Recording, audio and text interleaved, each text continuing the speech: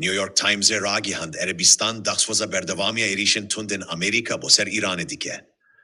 Rojnameya New York Times ligori gotina berpirsen koşka sipi ragihand ku Donald Trump li despeka erişin boser İran'e bi berdavami digel reberin velate Arabi bi taybet Mehmet bin Selman Şazade çenişina Arabistan'e di peyvendiye deye. Ligori ve raporte Şazade çenişina Suudiye di ve çevirmendiye de peşniyar bi Trump kir ku erişen boser İran'e bitundi berdevam bikin.